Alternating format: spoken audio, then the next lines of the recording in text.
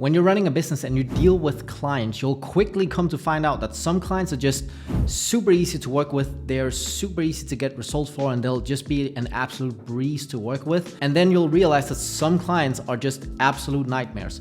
Nothing works, no one's happy, everyone is miserable, stressed out, sad. You think about them, when you're off work and stuff like that. And so in today's video, I want to talk about the top 3 types of clients you should be avoiding at all costs that will help you save money, be happier, and run a better business. Also, if you're new to the channel, my name is Rasmus. I'm the owner of Minix. That's a performance marketing agency where we specialize in helping e-commerce brands grow through UGC videos and paid advertising. And lastly, if you end up enjoying this video, make sure to hit the thumbs up button and subscribe to the channel. That would massively help me out. And if you have any questions after watching this video, make sure to leave them down below. I'll read all questions and respond to all questions.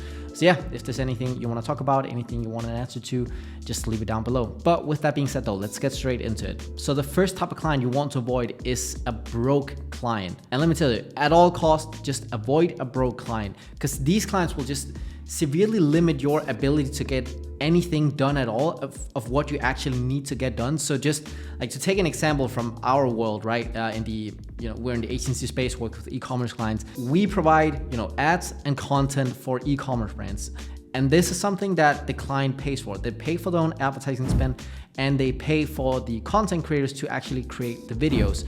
And so if we have a broke client, let's say they do, $3,000 a month in revenue or something like that, there's not a lot of profit left over to actually invest in anything. And so that will limit our ability to actually get all the videos that we need to test, because when you're running paid advertising on platforms like Facebook and TikTok, you need constant new creatives to actually, see what works. You need to test. And if the client just don't have any money, that's going to be really difficult for you to actually make the tests that you need to do to then turn the ship around and make it profitable and then grow from there. Right? Same with the ad spend. Let's say a client is spending $100 a day on advertising, and you say, hey, this is actually going quite good. Let's scale up the ad spend to $200 a day. Usually, from what I found from experience, is that they'll be thinking, oh, now I'm gonna have another $100 a day in expenses. They won't be seeing the actual, revenue they'll get from that and the actual profits they'll get, because they live in such a scarcity mindset.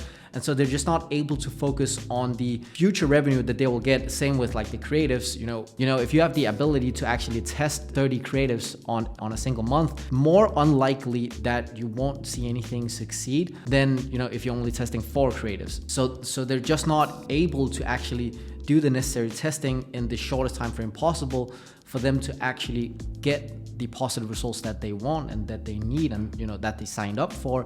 And then it'll just be hard to get the results, and usually they'll just leave quickly. And also another thing they'll do, and this is something you will find out, because I think everyone, if you run your own business, you'll be dealing with a broke client at some point.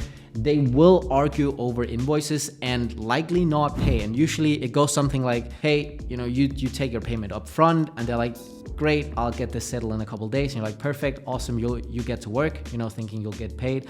And then a week goes by, and you're like, hey, where's the payment at? Did you get the invoice? And they're like, yeah, sure, I'll get this paid in a day or two. A day or two goes past, and then they still haven't paid. Now they might be dodging a little bit. And if you're not able to get the results that they thought they would get right out the get-go, then sometimes they're just gonna do a complete 180 and be like, hey, this is not what we expected, and we're just not gonna pay, and we can discuss this over a call. And you're like, hey, I did 2 weeks of free work, and what's going on, right? So if you're dealing with a broke client, learn it for yourself. But one good tip is just get payment before you do anything. You just want to be sure that you actually get your money, so that you don't do any free work, because broke clients tend to do that. Now, one of the biggest red flags you just want to look out for here is just look at their revenue. So for us, for example, we always do an audit. We actually have 2 measures set up to make sure that we don't work with these types of clients. One is that we do an audit for them after we had our first call with them. Usually I'll be the one on the first call. And then we'll do an audit to actually get access to their backend, like the Shopify or website platform, whatever they use, to actually verify the revenue that they tell us. Because you'd be surprised, some people just lie through their teeth. They'll be like, hey, yeah, we're doing like 30, 40K a month. And then you look into their Shopify, for example, and that was something they did 12 months ago. And now they're actually doing 15. And so that's a very different business, right? That's not what you were being sold on, that you would be working for. The second thing you do is just if you have some sort of calendar or scheduling tool, like Calendly, for example, that's what I use, you can put in a question asking, what is your current monthly revenue? And that can kind of help you weed out some of the people. So for us, for example, we usually don't touch anything below 15K a month in revenue. So on my Calendly, for example, I have a question that's literally like, hey, what's your current monthly revenue? And anyone that ticks off, less than 10K per month, I'm just automatically canceling that, because I just know we don't have the track record. Like, we're just not a good fit for people just getting started that has no, proof of concept. We're just too expensive. And so I just cancel all those meetings, and that helps me weed out a lot of, potential clients that I would be wasting time on, because I know just from experience that, hey, we just cannot help you. We're not a good fit for your business right now. So broke clients are the first types of clients you just want to avoid at all costs. The second one is a micromanaging client. And these can be harder to spot beforehand. One great thing you can do is just ask the right questions on the sales calls that you're on. So you want to ask them like, hey, are you a very hands-on person? Or you want to ask them, or you want to just gauge really, are you knowledgeable in this field? Let's say you're selling Facebook ads or something, you want to ask them, hey, how much do you know about Facebook ads? Or why are you coming to us to help you solve this problem? And if they're like, hey, I already know a ton about Facebook ads, then why would they come to you in the first place? And usually from my experience, they will usually also breed the broke clients. And if you have a broke client that's also super knowledgeable in the field that you're trying to sell them on, right? The niche that you're in, 9 out of 10 times, that's going to be a micromanaging client, because they, again, have the scarcity mindset. And so they'll be like, oh no, why are you doing this? And they're so afraid to burn money that they literally can't handle anything. And it'll just turn into you practically just being a slave for them, just like obeying their every command, and actually not put your own spin on it because they won't allow you to. And so we actually had a client like that, a like hardcore micromanaging client, and yeah, they were also broke. We had them on for like 2 years ago for 3 weeks. And ever since then, every single micromanaging client we've had, we've just said, oh, this is the same as this client, basically. It's like a little internal joke we have at the agency. But basically, they were a client for 3 weeks, and we actually did quite well for them. We increased the revenue by like 300-400%, I think, maybe a little bit more than that in those 3 weeks. Now, mind you, they were not doing a whole lot, but still, it was good results and they were profitable.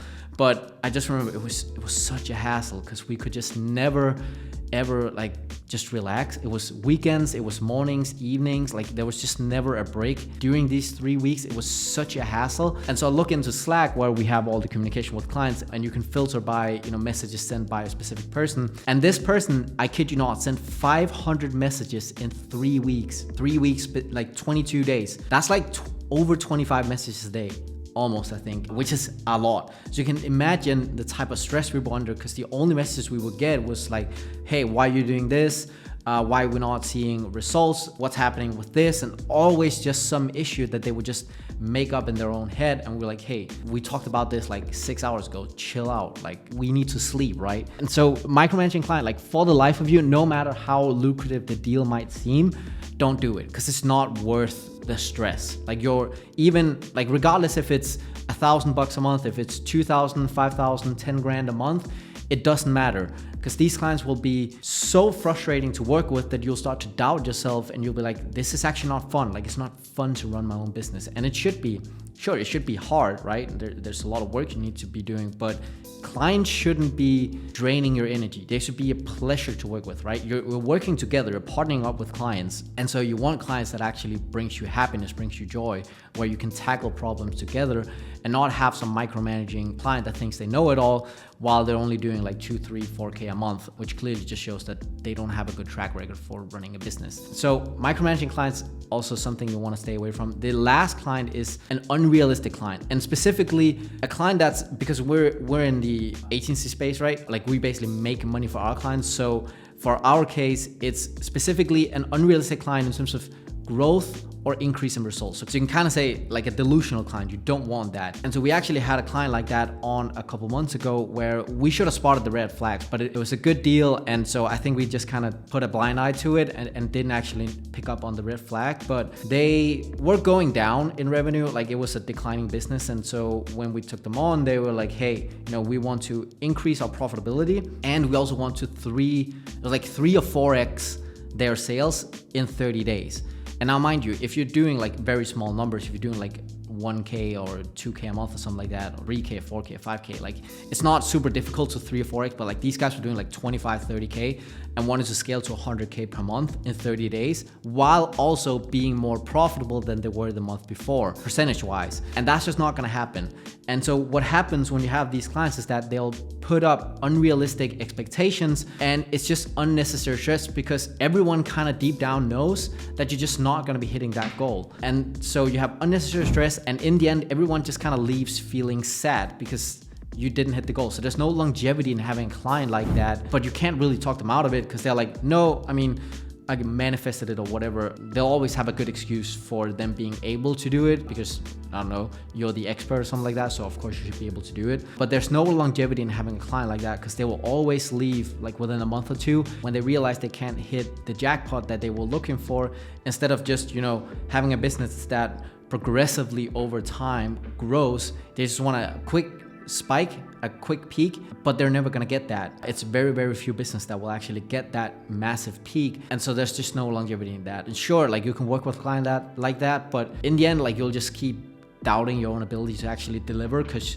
you'll most likely agree with the client because you want to make them happy, right? And you'll be like, oh yeah, that's a great goal. Let's try and work towards that, right? And then you don't hit it and you'll be like, oh fuck, what did I do wrong? And in like, truth be told, you didn't do anything wrong. It was the client that had unrealistic expectations, and the only thing you did wrong was, you know, go with it. You should have said, no, we should just aim for 20% growth. That would be great. And then we can do that each and every month, right? Now, the only way to really spot this is just plain up ask them like, hey, where are you at right now? And what's your goal?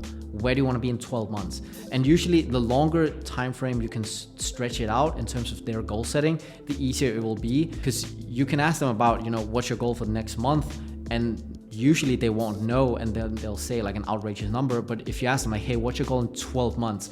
Then, you know, even if it's, oh, we want to double or we want to 3x, like that's more realistic because you have a longer time frame to actually work on, so you can have time to actually dive into the client account and really understand their business and then help them grow from there, right? But yeah, those are the 3 types of clients you want to avoid at all costs: a broke client, a micromanaging client, or a client with unrealistic expectations, or a client that has 2 of the 3 characteristics, or one that just have them all, because they are also out there. But yeah, I hope you got some real value from this video. If you have any questions about this topic, I would love to help you out. So just leave a comment down below and yeah, I'll be happy to answer. If you ended up enjoying this video, make sure to hit the thumbs up button and subscribe to the channel. I would really appreciate that. And yeah, I'll see you in the next video. Take care. Bye.